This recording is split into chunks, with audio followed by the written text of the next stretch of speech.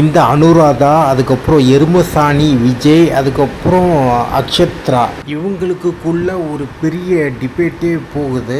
அனுராதா என்ன கிளைம் பண்ணுறாங்கன்னா, இந்த ப்ரொடக்ஷன் கம்பெனி வந்து பார்த்திங்கன்னா அவங்களுக்கு ஒரு அக்ரிமெண்ட் போட்டு அண்ட் எந்த ஒரு ஜாபுக்கும் அவங்கள கூப்பிடாம அண்டு ஷூட்டும் நடத்தாமல் அண்ட் இழுத்து அடிச்சுட்டு அவங்களுடைய 7 மாதம் டைமை வந்து கம்ப்ளீட்டாக வேஸ்ட் பண்ணிட்டதாகவும் அதுக்கான நஷ்டீடு வந்து எனக்கு பணம் தாங்கன்ட்டு கேட்டுட்ருக்காங்க. அது உண்மைன்னா அந்த ப்ரொடக்ஷன் டீம் வந்து கண்டிப்பாக நஷ்டீடு கொடுத்தே ஆகணும் அண்ட் அவங்களோட சம்பளமும் கொடுத்தே ஆகணும். அது ஒரு பக்கம். ஆனால் வந்து பார்த்தீங்கன்னா அந்த அனுராகா அவங்க பேசுனது பார்த்தீங்கன்னா அக்ஷராவும் அவங்களுடைய ஹஸ்பண்ட் விஜயும் பார்த்தீங்கன்னா புல்லிங் பண்ண மாதிரி இருந்துச்சு. கப்புள்ஸ் புல்லிங் சொல்லுவாங்க இது பேர். அனுராகா நிறைய யூஸ் பண்ண வார்த்தைகள் வந்து பார்த்தீங்கன்னா ட்ரிகர் பாயிண்ட்டுக்கு தள்ளி கோவப்படுற வைக்கிற மாதிரி அந்த மாதிரி வார்த்தை தான் அவங்க யூஸ் பண்ணாங்க அந்த வீடியோவில்.